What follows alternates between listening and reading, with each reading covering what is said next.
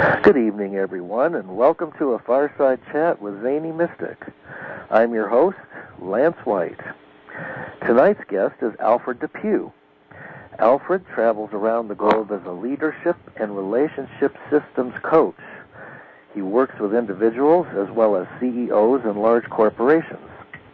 He has led creativity and leadership workshops in the U.S. and Canada, and is the author of Wild and Woolly, a Journal Keeper's Handbook. So let's find out more about his work by welcoming him to the show now. Hi, Albert. How are you? I'm well. Oh, good, and I can hear you. That's a good sign. Yeah, there's a bit of an... Is there a bit of an echo? Yeah. If you have your internet turned on to hear, you'll have to turn it on. I don't. I don't either. Oh, well, let me make sure. I've actually closed up my computer. Okay. Let me know if it becomes a problem. Okay. It sounds like it's gone. No, now I'm having trouble hearing you. Can you hear me? Yes, I can hear you now. All right. So well, Alfred DePew is ready to go. All right.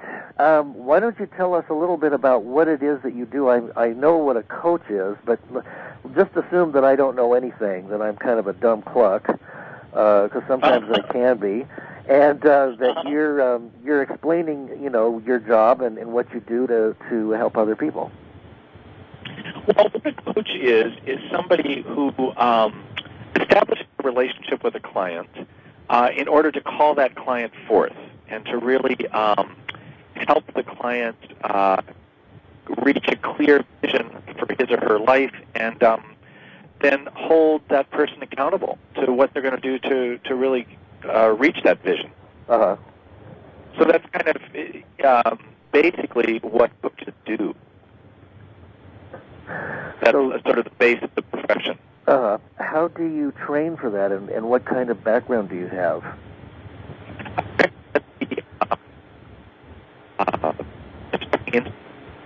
And certified through them in 2001, and then did a more advanced certification through the International Coach Federation, which is our...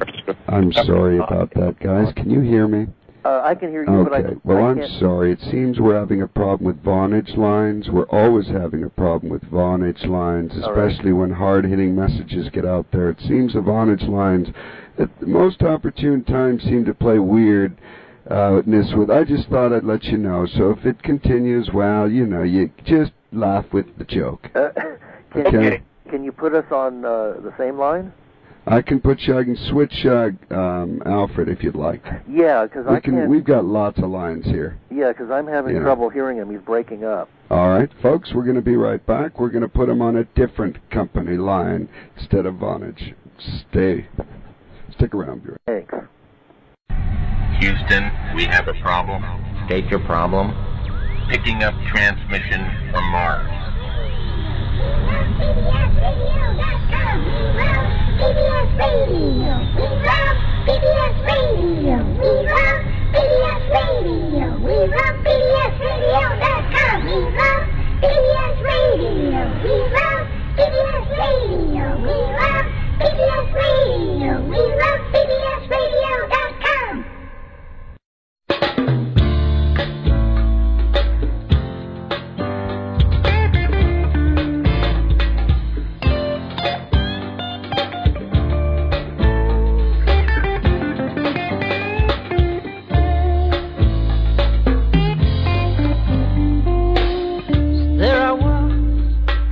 Minding my own business, voice comes out of nowhere, puts me on the spot. Says, don't you claim that ignorance is bliss. Put your cards on the table, show us what you got. I try to be honest, not act the diplomat. Stumbling, mumbling something about different points of view. Come on, it said, you can do better than that. Okay, I say, I'll see what I can do. Oh, let me paint you a picture. Streets paved with gold. Let me float ideas to entertain. Let me fly in the face of all you're told, and we'll see. Okay, folks, we had a little technical difficulty with Vonage, which I guess is one of those phone companies that provides services. So the owner has kindly switched the phone line and is calling back our guest, Albert. And let's see if he's back. Albert, are you online? No. Yes, it's Alfred. Oh, I mean, Alfred, I'm sorry. But this is quite a night. Is Mercury in retrograde or something? I don't know. I know it was squaring Pluto a while back, earlier in the week, I think. So there's a lot going on in the astrology for sure. I'm not an astrologer, but I've been following some of the astrological news recently. And well, that would be interesting to talk about too, because it definitely affects everybody on the planet. It certainly does, and all the other planets as well. And all the other planets. Well, there you have it. Did you notice that there were solar flares starting to hit the sun now? We're going to be in a very intense solar flare cycle. I know, and I don't know what that means, but I just think it's so fascinating. Oh, me too. A lot of my guests do research into the Mayan prophecies in 2012, and it's all interrelated, of course, because everything is interconnected. But it has something to do with raising the frequency or the energy of our planet. So. Oh no, not again! Here we go. Fasten your seatbelts.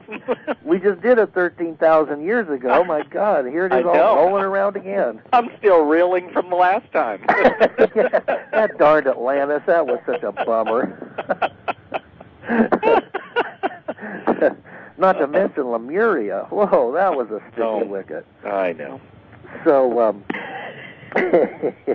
we were kind of trying to figure out who you are and what you do, and I gave you a new name. So. Yeah, who the heck is this guy on the Internet radio? Well, I have to say that this is my maiden voyage on Internet radio. I'm kind of a veteran of regular radio. Oh, good. But, I'm a regular on another radio station back east that has a little show called Coach's Corner. Uh-huh. But this is my first time on Internet radio, so it's kind of exciting. It's fun. It really is. I mean, it's just like talking to an old friend. Yeah.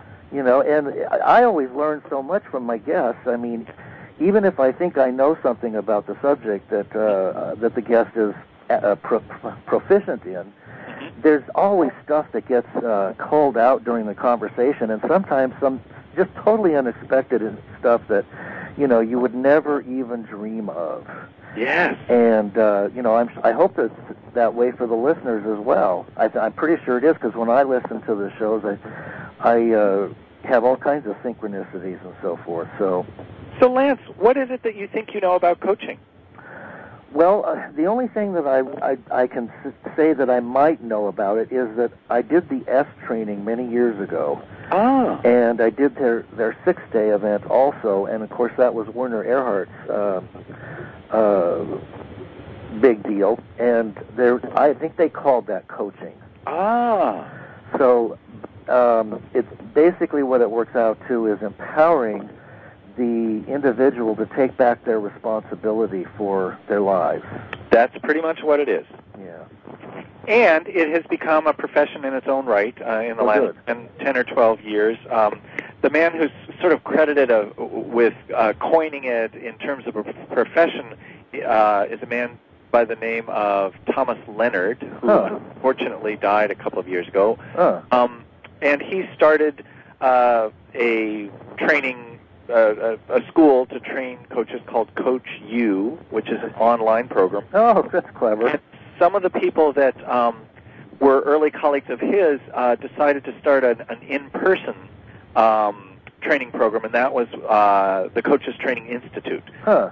And what was interesting about that is it was started by a group of former actors.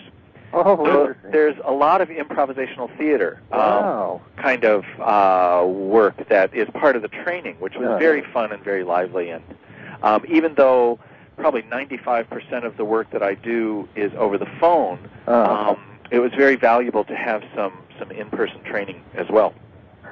Now, you work, who do you work with primarily? Because I noticed in your bio that you've worked with such groups as the Democratic National Committee, for one. Uh-huh. Just to pull that out of the air, Have you ever worked with any of the candidates that are running now? No. So do you work with the committee itself? Well, actually, I was working with a member of leadership.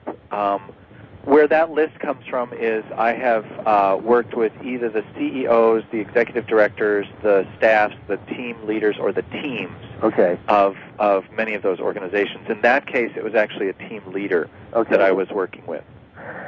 Now, what are most of these companies looking for? Ways to empower their managers to become more motivated or productive or effective, or what's the goal with most coaching? Usually the first, in terms of organizational work, the first thing that an organization wants is better, to be more effective. So yes, it would be great to empower managers and stuff, but the thing that gets their attention is something's not working. Yeah. And often it has to do with the relationships. Yeah, yeah. So that's where I go in and start, first of all, getting very curious about what is actually happening in the system and what wants to happen next. Oh, yeah. So an awful lot is listening to the relationship system itself, whether it's a couple, a partnership, or a team. So it comes from the belief that there is, as it were, a third entity that gets created in relationship. So that there's you and me, and then there's this thing between us that also has an intelligence and a knowing and a wisdom, and it's a lot about listening for that, learning how to listen for that. Oh, interesting. Yeah. So do you often find that people in the workplace, for instance, are at odds for many reasons, possibly a lack of communication being one of them? Yeah. Lack of communication is probably the single most presenting thing. Couples will come and say, we want to communicate better, or a department will say, somehow we're just not, or they don't maybe even experience it as lack of communication, but they come to that pretty quickly in our conversations. So there are a lot of communication skills that they can hone and work with and play around with to really help increase positivity in the system. Can anybody enter into this field? Is it something that, given the state of the economy today, there will be a lot of people looking for jobs? Is coaching something that can support you eventually? Depends who you are. It's sort of like every other profession. I went to massage school back some years ago in the East, and very few people who come out of massage school actually practice massage. Same with art schools and many things. So you will get a lot from the training for sure, and a lot depends on who you are, if you're capable of having your own business, or if you're working with others. I mean, some coaches are hired by companies and are internal coaches, sort of part of HR or other departments. I know IBM hires people that it calls coaches in their system. So a lot of it depends on who you are, where you're going, how much gumption you've got. And, a lot of people say they want their own business until they have it. Oh, yeah, I've been down that road. And there are moments when I look back and I think, ooh, gee, was this really the right idea? Right. Because it's an enormous amount of work, as you know, and as any small business person out there knows too. What interests me about being a small business person is that our economy depends on us. Mm-hmm. And I coach a lot of small and family businesses, and the economy is made up more of us than it is of large corporations, even today. Really? Oh, yeah. That's a surprise. I was surprised by that statistic, too, and it looks to all the world like small businesses are gone, and that's not exactly the case. We're in danger of losing our small business. Right. Which is an important... It's an important community builder. The independent bookstore down the street, the grocery store on the corner, the mom and pop around, that's kind of what glues the community together. Those relationships. And then young people, when they come out of school or something, are sometimes wanting to start their own business. So they're looking for cities and towns where that's possible. And so they're bringing their sort of new life and energy and creativity to the places where it's not too expensive, first of all. Some of these more expensive cities are really kind of emptying out in terms of the young people and people who would be the economic base in small business. But anyway, that kind of gets away from your question. It's a great profession if you are insatiably curious about other people. Well, yeah. So a bit of a journalist might not be bad to have in you.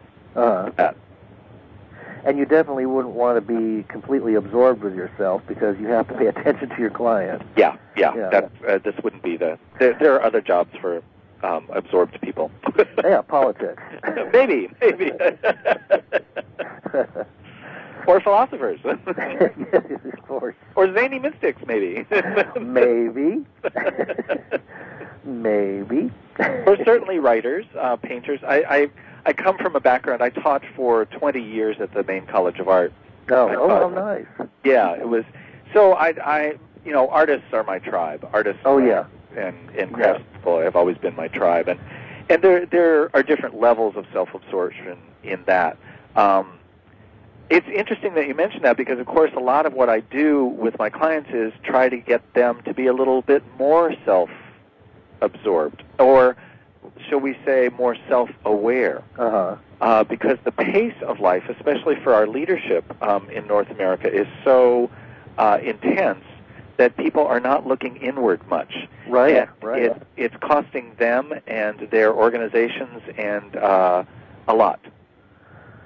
Do you find that there are a lot of people who are trying to find some outer solution, a job that will solve their financial problems and might be ignoring the inner creative urges or impulses? Maybe, or it may be the other way around. It's the inner and the outer exist in relationship to one another. And always what we're trying to do is strike a balance, a dialogue. It's very important to be able to listen to the outer world as keenly as one listens to the inner world. Right. Don't you? This is something that I feel for myself, that it's really, it's important for each person to find something that really excites them, that is like their bliss, their joy. Yes. And that is something that needs to, that's where you can focus your attention. Now what happens is that a lot of people say, well, I can't do that because I have to earn a living, or I hear that over and over, or there are other excuses. It sounds like you're more about empowering others to do that. So, Lance, have you followed your bliss? Yeah, periodically, yes. Periodically. And have you had to make a living? And I've had to make a living, yes. Me too. Everyone I know who is living an empowered life, and it's kind of a dated word maybe, but is living a juicy, interesting, yummy, whatever kind of life, is actually doing both. Yeah.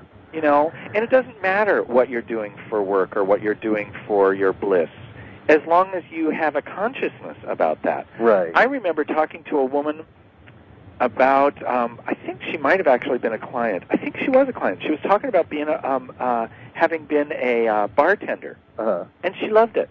Oh, yeah. She loved being a bartender, and I don't think she was a drunk or anything like that, but she just loved it, and it was the energy she brought to it, and she felt she was really working with people almost on a soul level sometimes, by just showing up the way she was showing up at the bar. Yep. And it's not one of those things like, oh, you have a career and that's your bliss and that's purpose, and well, it was for her. Yes, absolutely. One woman's bliss is another woman's nightmare. I mean, I personally would hate working in a bar. I can't even go in them. I hate the energy there. I don't like it. But for her, it was completely different. So, yes, we all have to make a living. I have found that always interesting and challenging. The thing is, I love to work. I have never really had a job that I didn't like, and I've had some very weird jobs. And the thing was, it wasn't in the job; it was what I brought to it. And right. Again, we're back to insatiable curiosity. I got fascinated by washing dishes in restaurants because I hadn't done it until I had. And then I'd done it in one, but I hadn't done it in another. Or, writing copy for an ad agency, or selling books at retail, or massage therapy, or social work, working with the mentally retarded. It was all really pretty fascinating. And none of it paid very well, by the way. You should have paid them for your education. Right. But when I remember when I started coaching, I told one of our team leaders what I was doing professionally, and there was a pause on the phone, and she said, "Oh," she said, "you're really dedicated to scarcity, aren't you?" I said, "Well, what's that supposed to mean?" That's funny. You mentioned something interesting. As you talked about the bartender and even fulfilling a soul purpose or soul communications at the bar, and I definitely believe that the soul does communicate with others on invisible levels. Do you work with that idea at all, that that there is a soul and that we are that maybe we are here to achieve certain things, and that when we're not working towards our soul purpose, that we're, somewhat unhappy or undirected? Well, here's the question: is it possible not to work towards your soul purpose? Well, yes, of course. And so it's an awareness that I bring to my work. It's not language that I use. Okay. For any number of reasons. I'm working with very diverse people, and not everybody has the same belief system. And so I have to really respect that. But one of the things I do in my intake sessions is I do ask about people's spiritual practice, or what their way of centering themselves. And some people say, it's very interesting. This one guy I was working with said, "I don't have a spiritual practice. I was raised a certain religion, and it was awful, and I don't ever want to do anything like that ever again." And I said, "Oh, okay, great. Well, how do you center yourself?" He says, "I'm a fly fisherman."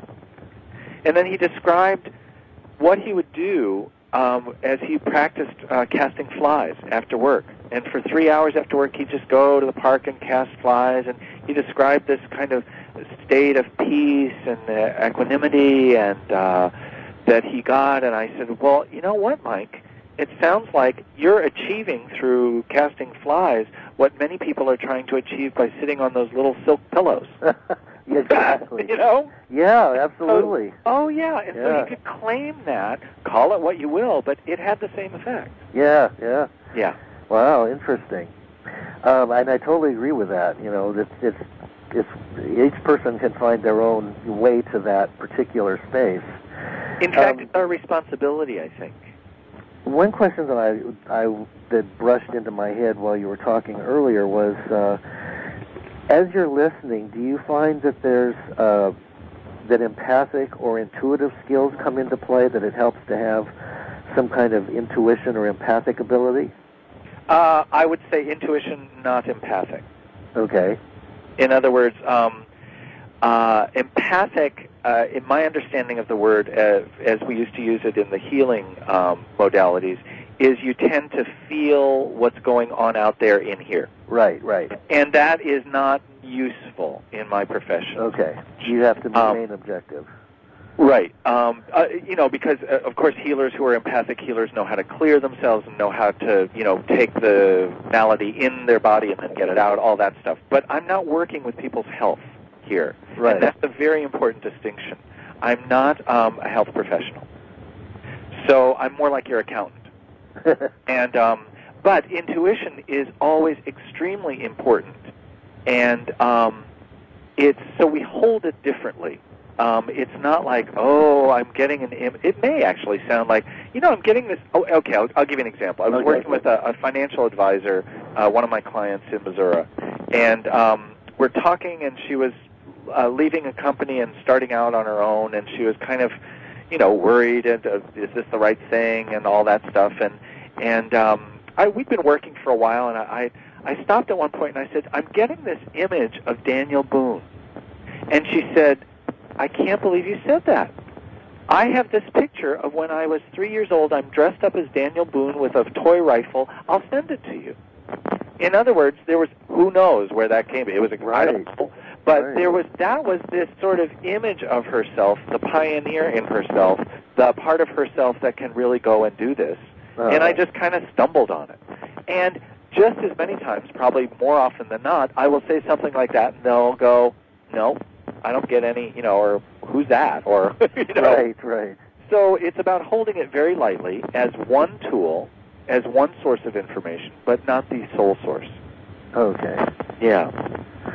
Now, what about the concept? Now, you work with individuals too, as well as couples. I do. And what about this concept of a soulmate? Do people bring that up in their desire to have coaching? How does that fit into the scheme of things? Wow. Yes, it comes up. It doesn't always come up as a soulmate. I haven't heard that word in a while. It's so beautiful. My favorite story about a soulmate is a friend of mine. This is off topic a little bit, but a friend of mine was going to. We were living in New Mexico, and she went to a psychic, and she went into the psychic and said, "Okay, I've been looking and looking and looking for my soulmate. Where's my soulmate?" And the psychic said, "Your soulmate does not have a body in this lifetime." And so my friend, who's very, deeply involved in spiritual practice, it just like it took the pressure off. Yeah. She said, "Oh, oh, is that all?" Yeah. Oh, I get it.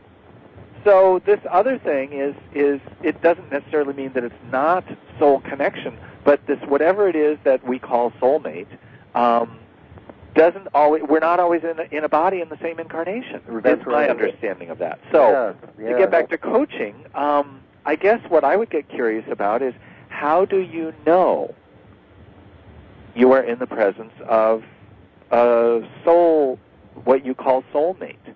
In other words, how will you know when you find one? What are your criteria? Not necessarily for the height, weight, dimensions or something, but how will you know in yourself that you have that connection? What is the connection? What is the quality of that connection? What are the words you have to describe that? Interesting. Yeah. And it might not be somebody that you, or in the package that you expect it to be in. Exactly, and it may not be the relationship you think it's going to be. Exactly. It may have nothing to do with taking a mortgage out and living in a split-level ranch in California. Yeah, exactly. It may be somebody who knows, but we have all kinds of assumptions about what relationships are supposed to look like. Yeah. That really get in our way a lot. Oh, absolutely. How does coaching relate to quantum theory? Well, that's a leap. Oh, I pulled that one out of a magic hat. I have a black hat here with a rabbit, but I didn't get the rabbit. I got the question in the chat. I don't know exactly. I know that many in my profession talk about quantum theory as a context for this work. And I know there is a really wonderful woman by the name of Margaret Wheatley, Wheatley, who is something of a hero in my profession, who has written a book called Leadership and the New Science. Okay. And its subtitle is Discovering Order in a Chaotic World. And she actually was in Vancouver a year or two ago speaking. I didn't get to hear her speak. She was, I think she was brought by the Haven Institute. But I have read her book with awe and wonder. I just think she's so extraordinary because she's kind of pulling together a lot of things that are in the air. And she's worked with many, many different kinds of people and organizations. And one of the things that she says is that relationships are the basic organizing unit of life. And that chaos and change are the only route to transformation, which is sometimes very bad news for an organization. Because some organizations are really already feel themselves to be chaotic, and they want order, and so that they want a consultant to come in and impose order. Right. Okay, here's the computer system you need. Here's the kind of accounting you do. And what I do as a relationship worker and a coach is go in and get very curious about how do you listen to your relationships? What's the atmosphere when you have this kind of conversation? What's the atmosphere you want to create with each other? How can you take responsibility for that? What are the structures you might want to put in place that would help you have more respectful communication? Right. Things like that. And that can feel a little like, well, wait a minute. Where's the solution here? Well, actually, because coaching by its nature as a profession is solution-oriented, and you have to have a coaching plan or else it's really not coaching, it's sort of where the coaching plan comes out of. It's not necessarily here are the problems and here's the solution. It's here's what's going on, and here's how we want it to be. Here's how we want it to be different. Right. Here's what we're dreaming about. Here's what it was like when we were a startup company. Here's where we are now. Here's what seems to be trying to happen. Well, that makes a lot of sense. But you see, there are different kinds of questions, and they don't necessarily lead quickly to structures. They do lead to structures, though. That's the important thing. Do you ever find yourself in a difficult situation when you're coaching, say, what happens when you, let's say, for instance, I'm guessing this might be a potential difficult situation when somebody who's pretty high up the food chain in a corporation may not agree with your assessment or is at odds with the rest? Again, yes, it hasn't actually happened to me yet, partly because what I do is I get the team to assess itself. Oh, okay. So because I don't know a lot of things, I have questions. Right. And that's where I'm different from a consultant. Consultants are experts about things. Right. And I'm not. And that's good news. Because you don't want me to come in and try to start telling you what to do. Oh, people hate that. Well, no, it's not. Some people are really good at that. I'm not. Yeah. And that's not coaching. Yeah. What I do is I say, okay, how is this team working, team? You tell me. And I actually have, there's an instrument I use to an assessment tool if needed. But I find the best assessment tool is sitting around and saying, so, what's going on? Right. Well, here's what's going on. Oh, interesting. Here's what I notice about what's going on in the room right now. How does that land? Does that make any sense? No, I think it's this. Huh. Oh, okay. Say more about that. Huh. Now, having said that, I'm actually working with a team of engineers where the team leader seems to have a different agenda, and there is another agenda coming down from on high, even from higher up. Wow. of the whatever you call it, the hierarchy. Yeah. So, as I'm listening, I'm thinking, maybe this team isn't going to get to set its own agenda completely. And if that's so, they need to know that. So then what they're designing is how do they want to be with the agenda that is coming down from the managers. So in other words, there may be some new policy, and they're coming, and this is the new policy. And then how they can design, they can't design the policy so much necessarily, although it's very interesting how information sometimes goes back up the tube. But at this point, it's sort of how do we want to be with the new policy? And that happens all the time in organizations. It's like, oh my gosh, look what they're doing. They're changing the front desk, and we're handling orders in a different way, or something like that. And okay, how do you want to be with that? Well, first of all, we want to be irritated and vent a lot. Great, be irritated and vent a lot. Important information. Now, how do you want it to be so that it runs more smoothly? Or what is the thing you're trying to do as a team that makes it worthwhile to make this run smoothly? What is your investment here as a team? What does that make sense?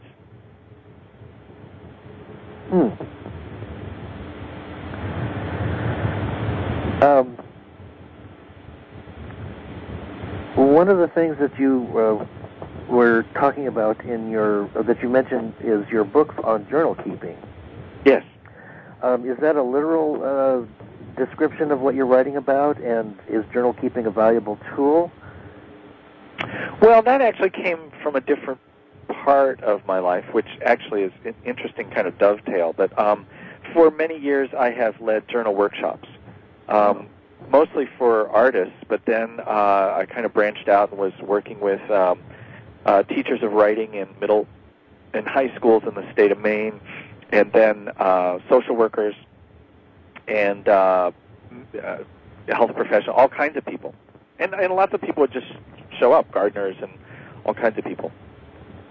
So I ended up, people kept saying, you need to write a book, and I said, I don't want to write a book, I want to do the workshops. I have a whole shelf full of self-help books, and I never read them. I want to, get out and do the work with people. That's what I found interesting. And I don't know, one thing happened, another thing happened, and I decided to just try it. So I got my typewriter out, and I'd finished a novella that I was working on in New Mexico, and I thought, okay, well, what about a journal book? So I just started typing as though I were teaching a class. Oh, yeah, good. And it was very fun. And my rule for that book was it had to be fun to write it. Yeah. If it was going to get into some kind of, I don't know, some other energy, I wasn't interested. Yeah. So it was pretty fun to write it. It's always fun for me to write the first draft. The revisions can be a little agonizing, but anyway, I got it all sort of together and was showing it to people. Its first concept was as a workbook, but the more I worked with that, and I would have Xerox copies and hand it out to people and say, well, work with this. What I found is that I myself don't like to write in someone else's book. And that's what it felt like. So it took a different form. It's a covered spiral binding, so you can have it open on your desk and do the exercises in your own journal. Mm-hmm. So does that answer your question? Oh, how do people use it? Often I send a copy to individuals I'm working with because they can find it another helpful tool in the coaching process.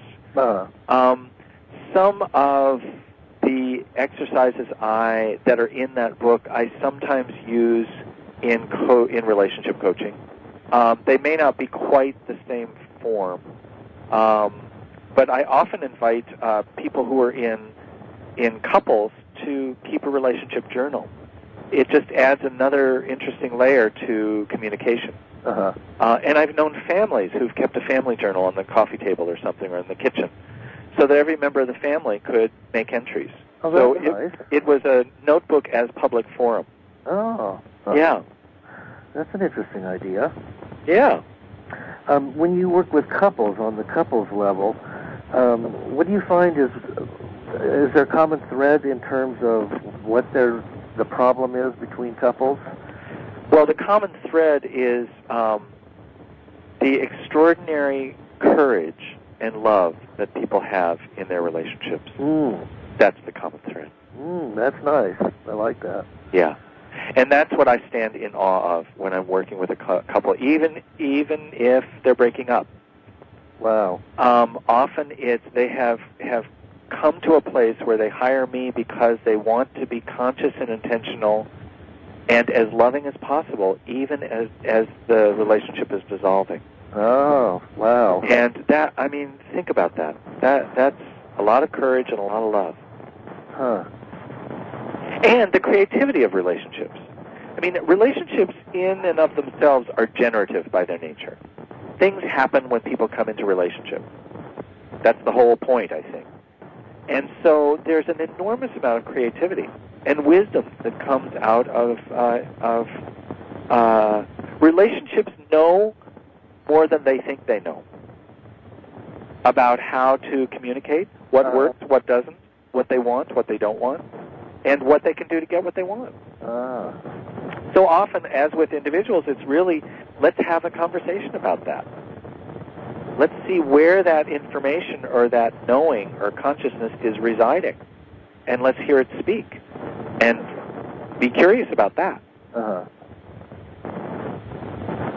Do you find that people sometimes have breakthroughs when they're being coached? Oh yeah, that's the whole point. I mean, and I don't mean to be glib, but what I imagine breakthrough is an increased awareness, and an idea of what you could be doing differently to sustain that awareness or to act on that awareness. Yeah. What do you mean by the word breakthrough?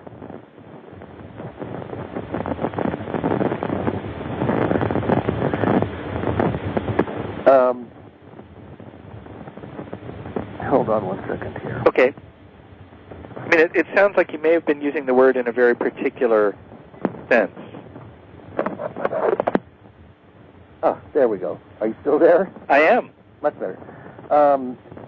Well, in terms of maybe they were stuck before and then there's like an aha moment.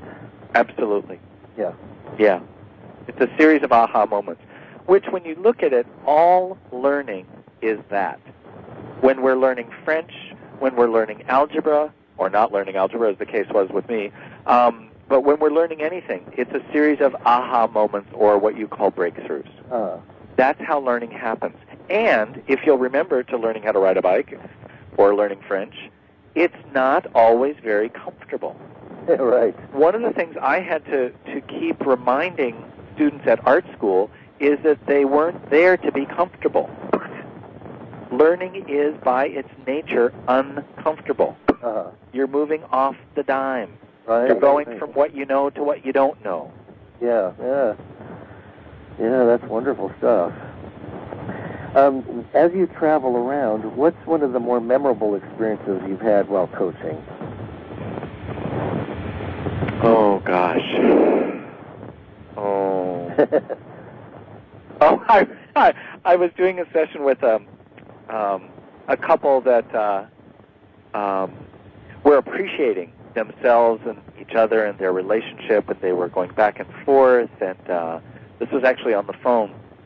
And this was a sample session, right? And it had come through a business colleague of mine, and I thought, oh my goodness, this is such a...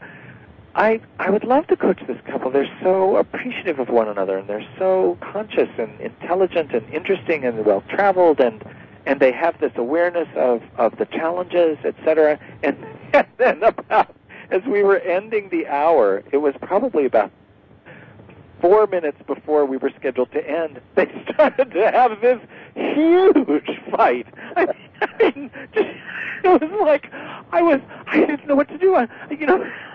Going, oh my goodness, I said, well, do you have a little more time? We could go a little over, because I didn't have another client coming in for a while, and it was hilarious. And for me, as a relationship worker, it was sort of like, oh, so that's there too. Mm-hmm. Yeah. But it really took me off guard, and it took them off guard on some level, and it was sort of like, oh, well, how do you want to be with that? Interesting. Yeah. But it was memorable to me because I got so kind of scared and freaked out. And, oh my God, we only have 4 minutes. You don't have time to have a fight. Really? How dare you? And so I get sort of attached to the idea of resolution. Right. Which can be a real hindrance to growth. Yeah. I mean, there's a lot that feels unresolved when we're in a learning process or a change process. And it's important to look at the little pieces of resolution along the way. But the thing that we think it's going to look like this when it's resolved, almost never. Yeah. Almost never. And the other question that came up, I was wondering if you ever ran into a situation where you might start coaching somebody or a couple and feel that they might actually need the services of a different professional. Oh, absolutely. Like therapy or medical. Yeah. And then I refer them. Okay, good. Yeah, there are situations that are uncoachable. active drug addiction or alcohol abuse is uncoachable. Active domestic violence or sort of an unresolvable power differentiation between the two people is, in my view, uncoachable. Yeah. And or chronic mental illness and depression. Things like that. I was actually working with a guy from Colorado for a while, and he knew it finally. It's like something wasn't. It just wasn't. It wasn't happening. Whatever had been working between us in the coaching relationship kind of wasn't happening. And I got curious about that.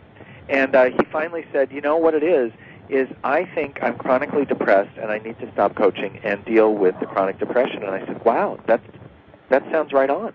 But there's a sense of like an undertow or a something that can mean a couple of things. Often, if I've been working with someone, it can mean that we're finished coaching. And that's cause for celebration. Yeah, absolutely. And sometimes it may mean that something else is going on that needs to be addressed in a different way. And that's also cause for celebration. Hello? Yeah, I'm here. Okay. Were there any coaching situations that you'd prefer not to remember? You mean where I did a lot of bad coaching? Yeah. Or maybe it was just a weird situation or something. Well, yeah, it was often about how I was handling it. And so, I had to learn. And when I was in certification the first time, we would record.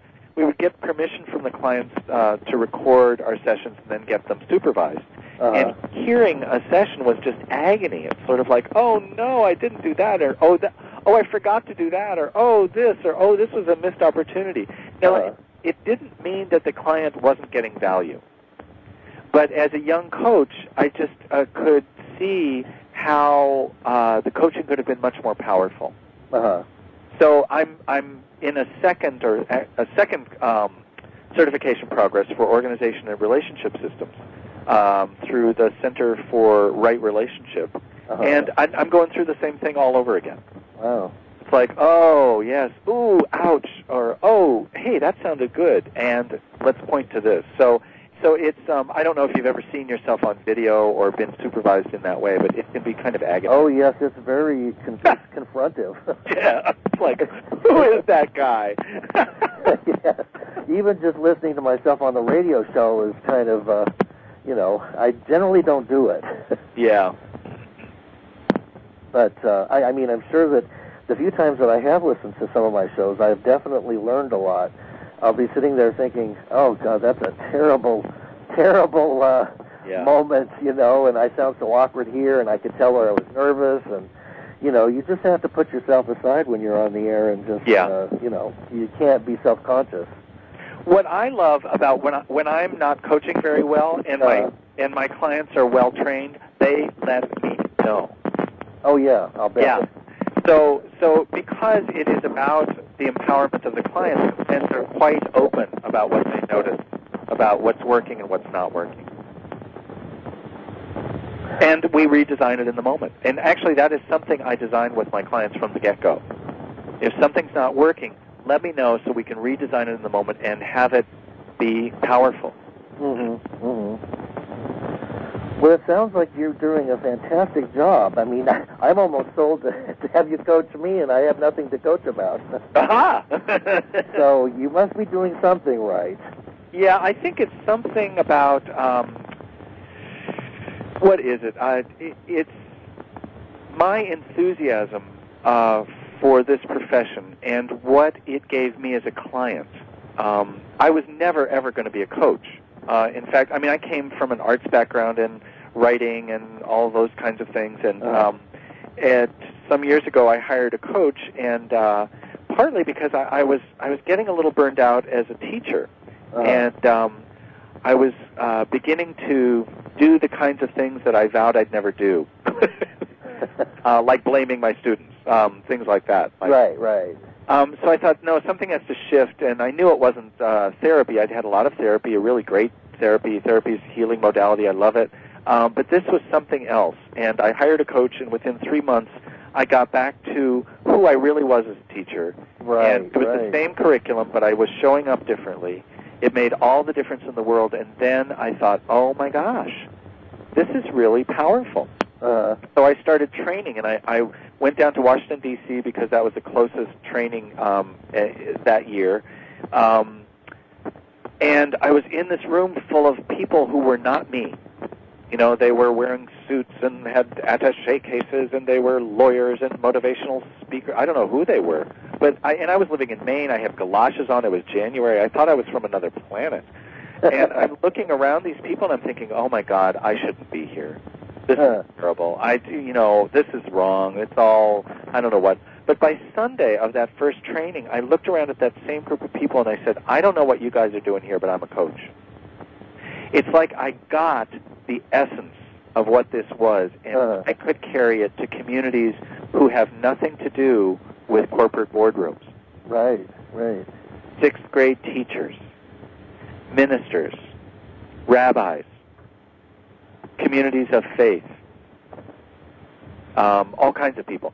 So I got excited, and then I just was so excited about what I was doing that people were sort of saying, well, gee, give me a sample session. I need a coach. I said, okay, let's do it. I don't know how to do it. Well, let's just make it up. Okay, we're in. So I continued my training and continued to make it up and got more skills, and my business grew that way until I left teaching in 2003 and moved to full-time coaching, and am still full-time coaching, and now live in Vancouver, British Columbia. Oh, how nice.